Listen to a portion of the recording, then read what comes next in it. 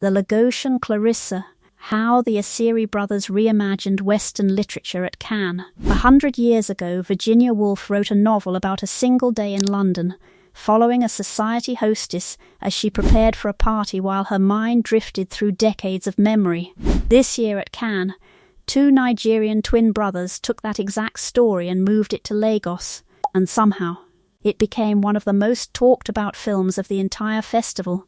This is the story of Clarissa, and why reimagining a 100-year-old British classic through a Nigerian lens turned out to be one of the boldest moves in cinema this year. Who are the Esiri brothers before Cannes? Arie and Chuko Esiri weren't exactly household names outside of serious film circles, but inside them, they were already a name to watch. The twin brothers made their debut with a film called Eimofe, also known as This Is My Desire, which premiered at the Berlin International Film Festival back in 2020.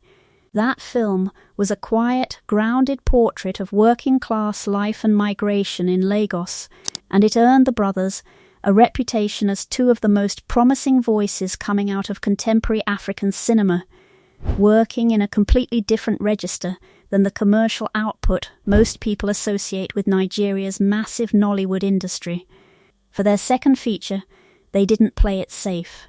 They picked one of the most canonical, most frequently studied novels in the English language, Virginia Woolf's Mrs. Dalloway, and decided to completely transplant it out of its original setting. Instead of post-war London, Clarissa unfolds among Nigeria's wealthy elite in Lagos. Instead of a British aristocrat, the central character is a society hostess navigating memory, regret, and the layered weight of history, all set against a country the brothers themselves grew up inside. Arie and Chuko have said they were born into the very class the film depicts, which gives the whole project a kind of insider precision that an outside filmmaker simply couldn't fake. What actually happens in the film? Structurally, Clarissa follows the same skeleton as Woolf's novel almost exactly. The entire story takes place over a single day, as Clarissa, played by Sophie Okonedo, prepares to host an evening party. But as the day moves forward, her memories spool backward, drifting across decades of Nigerian history, old relationships, and former lovers who reappear as guests at her gathering. That structure alone is a technical challenge, but the Esiris made it even harder on themselves. Because so much of the film depends on the emotional weight of memory, they needed to show each major character at multiple points in their life, decades apart, rather than relying on digital de-aging effects, the way a big-budget studio film might. They made the deliberate choice to cast each prominent role twice, with different actors playing the younger and older versions of the same person.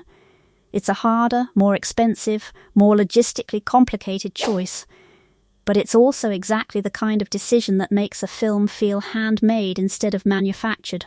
The cast list reflects just how seriously the project was taken internationally. 2.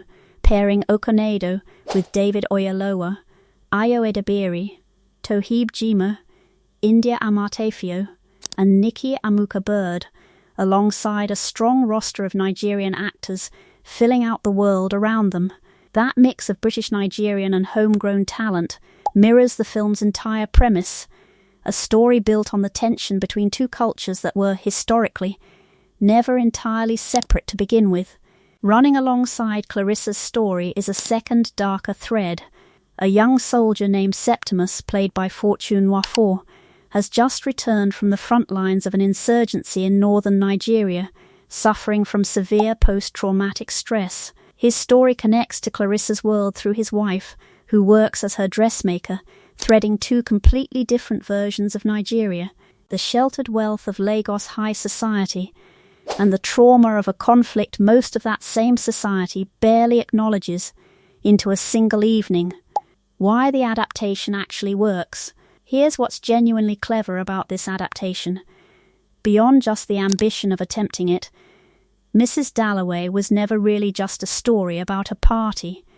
Underneath the surface, Woolf's novel is about class, about the quiet trauma carried by a generation that lived through war, and about a society more comfortable maintaining appearances than confronting what's actually broken underneath them.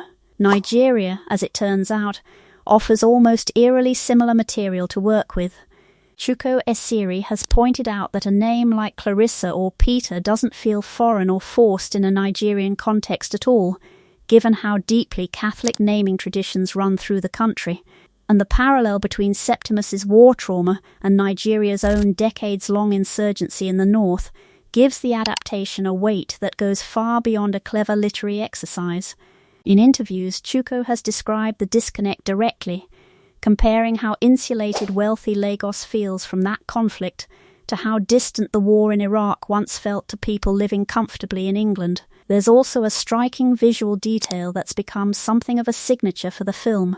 A mosaic shaped like the map of Nigeria appears in the wealthy family's home, and no matter how many times the characters try to fix it, it never quite hangs straight.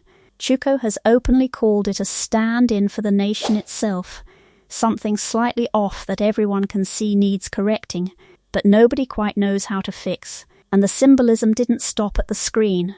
Something happened during the film's actual premiere at Cannes that nobody could have planned, and it ended up becoming part of the story itself. The moment that became part of the film's story. During Clarissa's premiere, the projector jammed right at the opening credits.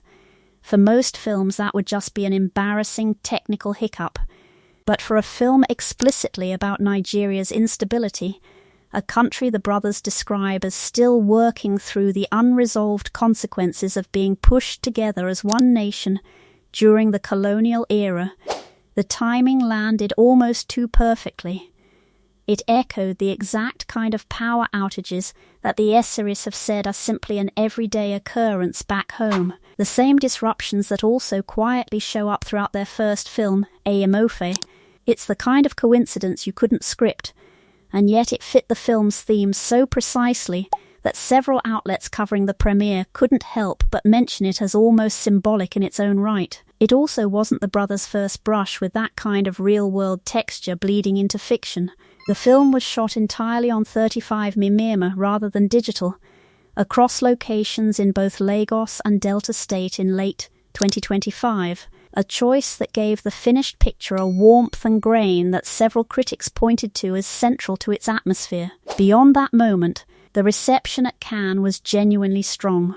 Critics highlighted the film's mesmerizing tone, and it emerged as one of the standout selections in the director's fortnight lineup, alongside a wider wave of African cinema getting real attention at this year's festival. Neon, the distributor behind the last several Palme d'Or winners, acquired the film ahead of its premiere, a strong signal of confidence in a Nigerian art house drama reaching audiences well beyond the festival circuit. Why this matters beyond one film. Clarissa isn't happening in isolation. It arrives just a year after Akinola Davies Jr.'s My Father's Shadow made waves in Cannes' Uncertain Regard section, and alongside other Nigerian and West African voices gaining ground on the festival circuit this year. Taken together, it points to something bigger than one standout film, a growing wave of Nigerian filmmakers working entirely outside the fast, high-volume commercial model that Nollywood is famous for, instead building slower, more deliberate art house cinema aimed squarely at the biggest stages in the world. What makes the Esiri brothers' approach so compelling isn't that they borrowed a Western classic to gain credibility, it's that they proved a 100-year-old story about memory, class and quiet unravelling didn't need to be reinvented to fit Lagos. It needed almost nothing changed at its emotional core, just relocated.